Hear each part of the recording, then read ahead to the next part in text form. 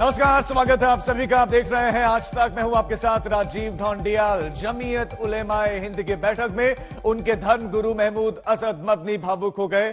मौजूदा हालात पर बोलते हुए उनकी आवाज नम पड़ गई, आंखों में आंसू भर आए और मदनी ने कहा कि नफरत के बाजार सजाने वाले लोग मुल्क के दुश्मन हैं।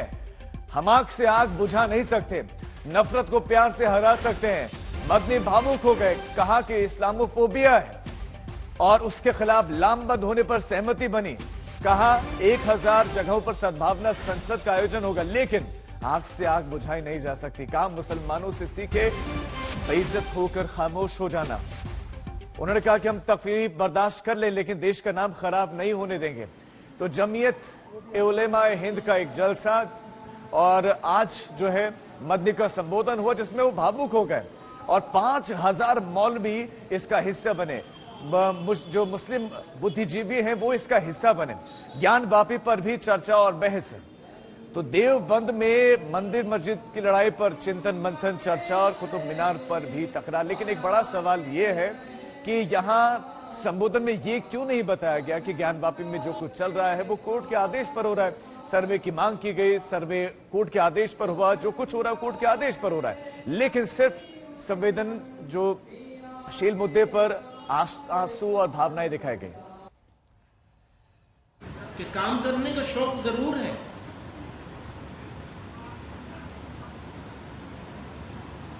लेकिन बड़ों का साया इस तरह उठ जाएगा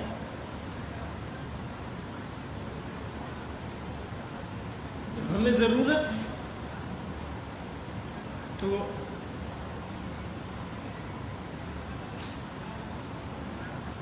बहरहाल हालात मुश्किल हैं, लेकिन मायूसी की कोई जरूरत नहीं, कोई मौका नहीं मायूसी। तो मैं अपने दिल में सोच रहा था, बज़ाहिर जिसका कोई सहारा नहीं, उसको जितनी मुश्किल है उससे ज्यादा मुश्किल तो हमें है।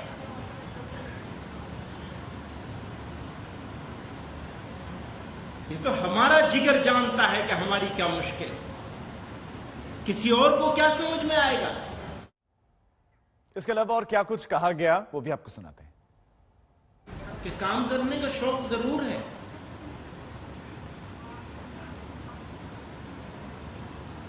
लेकिन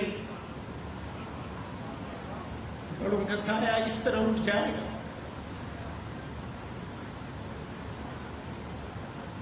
जब हमें जरूरत है तो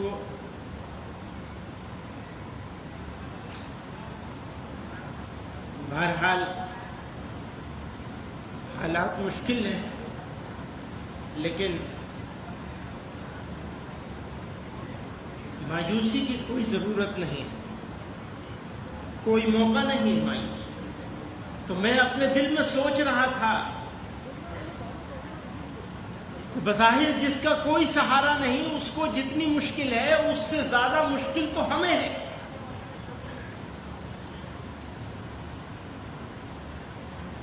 ये तो हमारा जिगर जानता है कि हमारी क्या मुश्किल है, किसी और को क्या समझ में आएगा। अगर जमीयत उलमा का यह फैसला है कि हम जुल्म को बर्दाश्त कर लेंगे, अगर जमीयत उलमा का यह फैसला है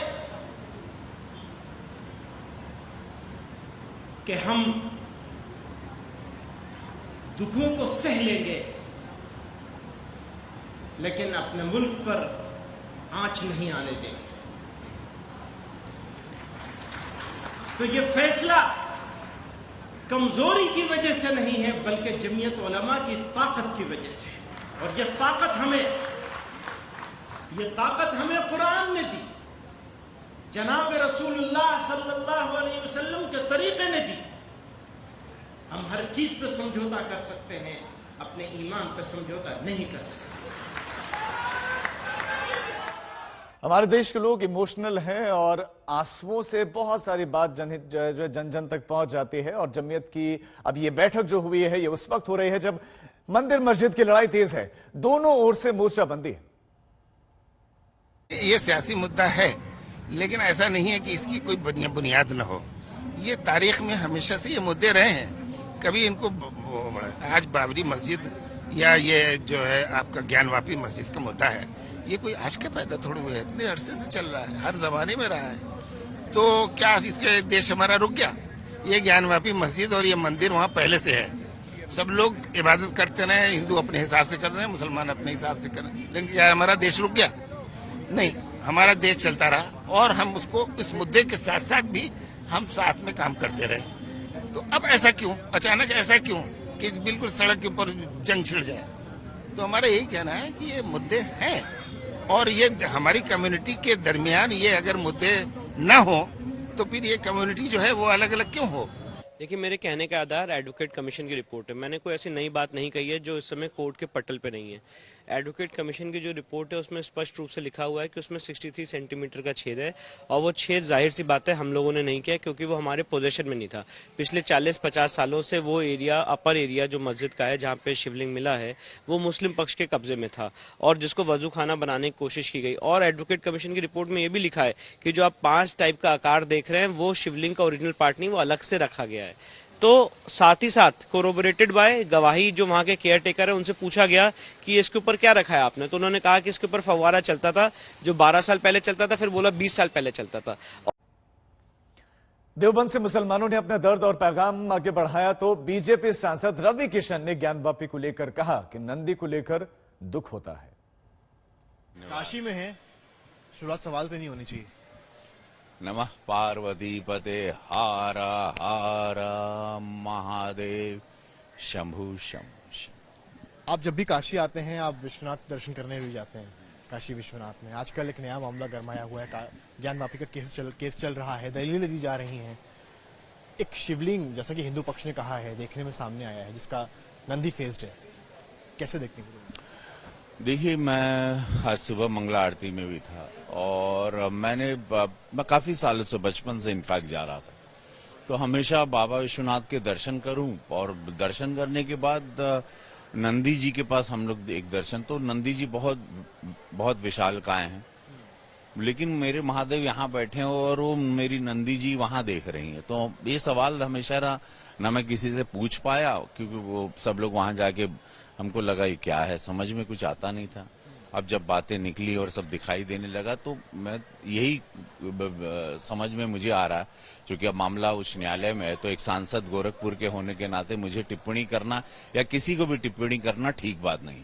लेकिन मैं इतना कहना कि हमार नंदी ओझा मुंह करके काहे बैठल है, मेरी नंदी जी वहां पर मुंह करके क्यों बैठी है, ये बहुत बड़ा प्रश्न चिन्ह समस्त भारत में, पहले बनारस में था, अब समस्त भारत में, और समस्त बाबा विश्वनाथ के जितने भी पूजक हैं, मानने वाले हैं, पूरे विश्व में हैं। जैसे यशस्वी प्रधानमंत्री मोदी जी ने इसकी भव्यता को बढ़ाया है, गंगा जी से जोड़ा है, और उसके बाद से हजारों लाखों लोग आने लगे दर्शन करने के लिए।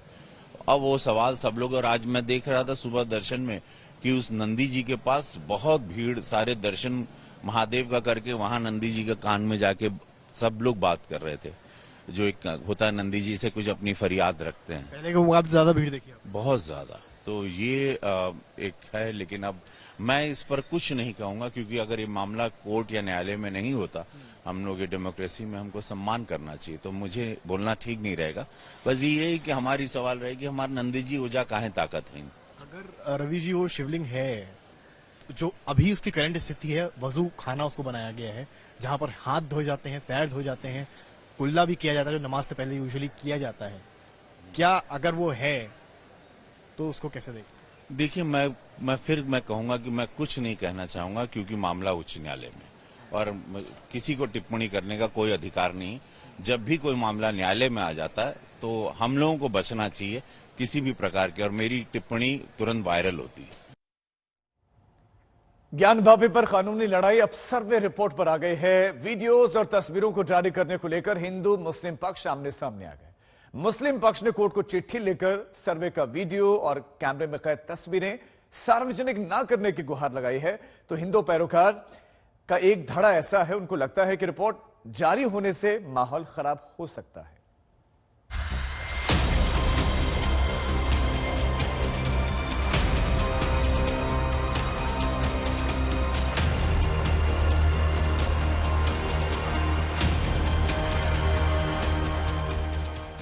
ज्ञानवापी का सच क्या है, शिवलिंग के दावे में कितना दम है, फव्वारे की दलील कितनी सही है।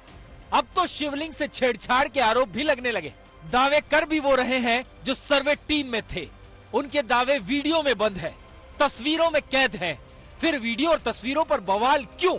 इन्हें सार्वजनिक करने पर क्यों छिड़ी है जंग?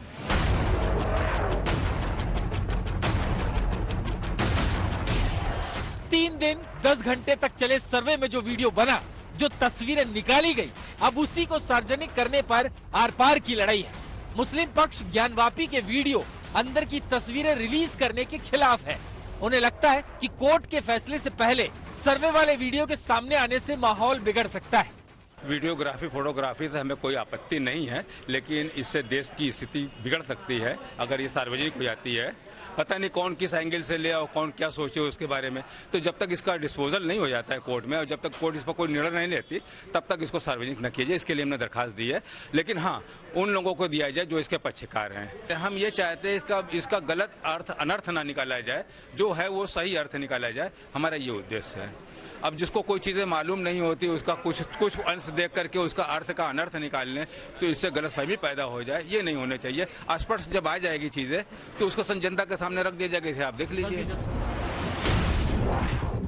ज्ञानवापी के वीडियो को जारी करने पर हिंदू पक्ष बट गया है। एक पक्ष चाहता है कि सर्वे रिपोर्ट के साथ साथ तस्वीर और वीडियो भी जनता के सामने रखे जाए। उनकी दलील है कि कोर्ट में टेबल होने के बाद सर्वे रिपोर्ट सार्वजनिक हो, तो दूसरा हिंदू पक्ष सर्वे से जुड़ी तमाम चीजों पर रोक की मांग कर रहा है। विश्व वैदिक सनातन संघ ने जिला कोर्ट में इसके लिए बाकायदा अर्जी लगाई है। तो वहाँ में जब हजारों की संख्या में विपक्षी जाके नमाज पढ़ रहे हैं, सन 90 से ब्रैकेटिंग के अंदर सिर्फ सुरक्षा कर्मी मुसलमान ही जा रहे हैं, तो किसके लिए रोक लगाया जा रहा है? देखिए, जितेंद्र सिंह मिश्र साहब की तरफ से हम डीएम साहब से मिले, हमने उनको एक रिप्रेजेंटेशन सबमिट किया है। उसमें हमने मांग की है कि जो भी ज्ञानवापी कमीशन से रिलेटेड वीडियोग्राफी, फोटोग्राफी या किसी तरह का एनिमेटेड कंटेंट है, वो किसी पब्लिक प्लेटफॉर्म पे शेयर ना किया जाए, क्योंकि उसका आना किसी भी तरह से एंटी नेशनल कुछ जो लोग हैं या किसी तरह से कोई पावर है जो किसी तरह से भारत के सामाजिक स्वार्थ को नुकसान पहुंचा सकती है, ऐसा आशय रखती है, तो वो इसका गलत फायदा उठा सकती है और उसको एक उपयोगी औजार बना सकती है भारत में शांति व्यवस्था बिगाड़ने के लिए। सर्वे टीम के पक्षकार शिवलिंग और फव्वारे का विवाद खड़ा कर रहे हैं और सर्वे रिपोर्ट अब तक लिफाफे में बंद है। जिला कोर्ट में रिपोर्ट पर लेकर बहस की तारीख भी अभी तक नहीं आई है। समर्थ श्रीवास्तव के साथ कुमार अभिषेक, वाराणसी, आज तक। फिर यासीन मलिक को मिली उम्र कैद से बौखलाए आतंकवादी जम्मू कश्मीर में टारगेट किलिंग की वारदातों को अंजाम दे रहे हैं, लेकिन सेना ने भी साफ कर दिया है कि घाटी में दहशतगर्दी नहीं चलेगी। अभिनेत्री अमरीन भट्ट की हत्या के बाद 2 हत्यारों समेत 10 आतंकवादियों को सुरक्षा बलों ने मार गिराया है। 3 दिन में मारे गए 10 आतंकवादियों में जैश ए मोहम्मद के 3 और लश्कर ए तैयबा के 7 आतंकी शामिल हैं। घाटी में सेना का ऑपरेशन आतंक ऑल आउट लगातार जारी है। आतंक का स्वरूप बदलता है, लेकिन सुरक्षा बल भी कदम से कदम मिलाते हैं और एक कदम आगे बढ़ते हुए आतंकियों से उनसे बेहतर सोच रखते हैं। अगर हम कश्मीर में टारगेटेड किलिंग्स पिछले कुछ दिनों से देख रहे हैं, तो आगे क्या, मौजूदा हालात कैसे हैं और आने वाले दिनों में इससे मुकाबला करने का तरीका क्या है? आईजी विजय कुमार जी हमारे साथ मौजूद हैं। बहुत स्वागत है सर आपका। कितनी चिंता का विषय है ये टारगेटेड किलिंग? चिंता की कोई विषय नहीं है। मैं बताना चाहूंगा इसका पृष्ठभूमि। जब 370 हटा, उसके 1 साल तक बहुत सारे टेररिस्ट मारे गए, ऑलमोस्ट सफाया हो गया। उसके बाद टेररिस्ट ने 2 प्लान किया है। एक तो टेररिस्ट ऑर्गेनाइजेशन का जो लश्कर तैयबा, जैश मोहम्मद, HM का मेन आउटफिट थे, नाम बदल के एक लोकल नाम दिया, TRF का नाम दिया, कश्मीर टाइगर का नाम दिया, छिपाने के लोकल लोग कर रहे हैं। दूसरा इन्होंने क्या किया कि टारगेट को शिफ्ट कर दिया। पहले सिक्योरिटी फोर्स, पुलिस टारगेट पर था, पॉलिटिकल वर्कर्स, बड़े बड़े पर्सनैलिटी। अब ये ऐसे लोग टारगेट किए कि जिसके पास प्रोटेक्शन नहीं होता है, जिसका लाइफ स्टाइल बहुत इजी होता है। कोई जैसे हमारे पुलिस वाले हैं, दिन भर ड्यूटी करते, शाम में घर जाते हैं, अनआर्म होते हैं। चाहे कोई कश्मीरी पंडित माइग्रेंट हो गए, जो बाहर के लेबरर होते हैं, इनके पास कोई सेफ्टी नहीं होता है। इनको टारगेट करना ईजी है। इनको टारगेट करने में क्या 2 चीज होता है। एक तो टेररिस्ट को एफर्ट कम लगाना पड़ता है और दूसरा की वाइड पब्लिसिटी जो होता है, इसका लोकल मीडिया में हो चाहे नेशनल मीडिया में काफ़ी न्यूज आता है, तो ये दिखाना चाहता है टेररिस्ट कि यहाँ हालत ठीक नहीं है। सर, एक चीज बहुत कही जाती है कि भले ही बहुत सारे ऑपरेशंस चला लिए जाएं, लेकिन अगर कुल एक्टिव आतंकियों की संख्या एक ही फिगर के आसपास यानी 200 के आसपास रहती है, तो यानी यंगस्टर्स जा रहे हैं टेरर के तरफ। लेकिन क्या हम समझें, चूंकि आपने खासकर इन आंकड़ों पर जोर दिया है, कि वो संख्या नीचे जा रही है? बिल्कुल। जब मैंने भी ज्वाइन किया था तो चाहे मीडिया वाले हो चाहे हमारे कलीग को बोला करते थे कि कितना भी टूरिस्ट मारा जाएगा, लेकिन 1 जनवरी को हर एक साल 200 सवा 2 साल रहा है। फिर मैंने प्लान किया सिक्योरिटी फोर्स के साथ मिलकर और ऑपरेशन पे काफ़ी फोकस कर दिया। पहला बार 200 से नीचे चला गया, अभी 150 के आसपास है। मेरा प्लान है कि इस साल दिसंबर 31 तक 100 के नीचे लाया जाए और ले आएंगे। नंबर कैसे बढ़ता है, कुछ तो इन्फिल्ट्रेशन करके आते हैं, कुछ लोकल ज्वाइन करते हैं, दोनों पकड़। हमारे इंडियन आर्मी पूरा सजग है, एलओसी पर तैयार है।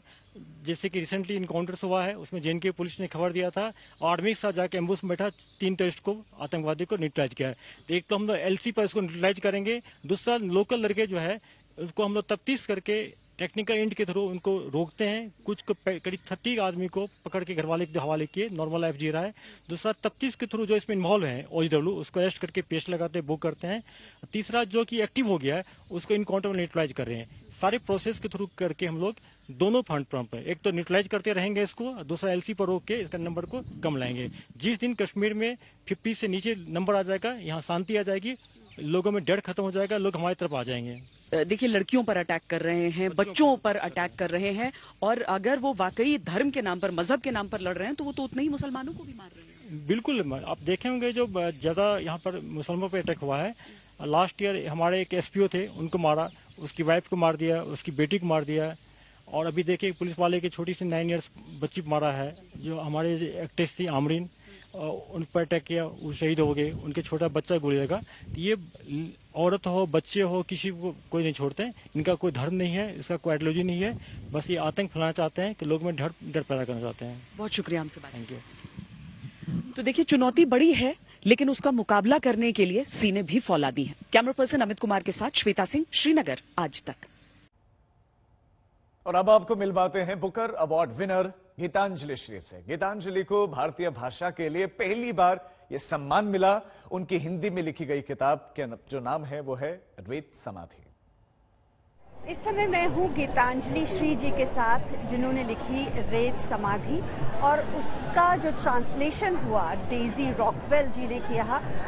इस उपन्यास को यहाँ इंटरनेशनल बुकर प्राइज से नवाजा गया है, और इससे न सिर्फ हिंदी की बल्कि देश सारे भारतीयों की और हम जैसे भारतीयों की जो बाहर रहते हैं, उनका सिर एकदम गर्व से ऊंचा हो गया है। बहुत बहुत आपको बहुत बहुत बधाई। सबसे पहले तो बहुत बहुत शुक्रिया, मेरा भी सिर गर्व से ऊंचा हुआ है।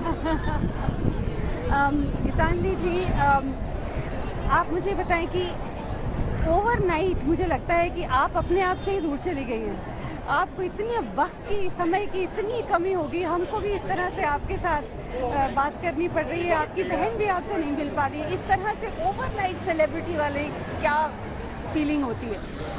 अभी तो देखिए ठीक से कुछ समझ में नहीं आ रहा है, और ये सेलिब्रिटी शब्द तो मैं नहीं अपने लिए इस्तेमाल कर सकती हूँ। मैं हूँ कि नहीं हूँ मुझे नहीं मालूम, और मेरा जो स्वभाव है वही रहेगा। कुछ सेलिब्रिटी तो मैं नहीं अपने को कहना चाहती हूँ, लेकिन हाँ, कोई एक चीज़ इत्तेफाक से हुई है और बहुत बड़ी चीज़ हुई है। बुकर की पहचान बहुत बड़ी पहचान है, तो बहुत अच्छा लग रहा है।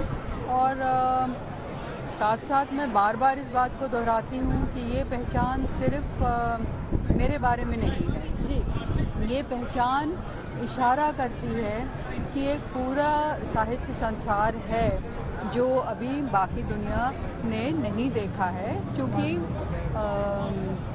वो चीज़ें, वो कृतियाँ उपलब्ध नहीं हैं आसानी से जी। तो बस मैं मानती हूँ कि मैं भी उस समृद्ध संसार का एक हिस्सा हूँ, और मेरे साथ ये हुआ कि सही पल मुझे मिल गया और मैं यहाँ पे पहुँच गई। अब इसका एक मुआवजा चुकाना पड़ता है कि कल रात को अनाउंसमेंट हुआ, बहुत देर वहाँ हुई, और सुबह सुबह उठकर इनकी परंपरा होगी, बुकर की परंपरा, कि आप सुबह से लेकर इस टाइम तक 5 बजे तक उन्होंने सारे इंटरव्यूज प्रेस के सामने हम दोनों को बंदी बना के रख दिया था, डेजी रॉकवेल को और मुझको। तो हम सुबह से यही कर रहे हैं, तो हम बिल्कुल थक गए हैं और हम जानते हैं कि मज़ा भी आया, बहुत बड़ी चीज़ है, इसको सेलिब्रेट किया जा रहा है, लेकिन थकान भी ज़बरदस्त हो रही है। तो ये इसका हम एक तरह से हमको ये तो करना ही है, मगर हम ये भी जानते हैं और मैं बहुत अच्छे से जानती हूँ कि थोड़ा सा फिर से शांत होना पड़ेगा। ये नहीं है कि बुकर मिला है तो अब मेरा लिखना बंद हो गया और यही सब करूँगी, तो मैं वापस फिर से अपने शांत क्रम में जाऊँगी और फिर से अपने लेखन के कर्म में जाऊँगी।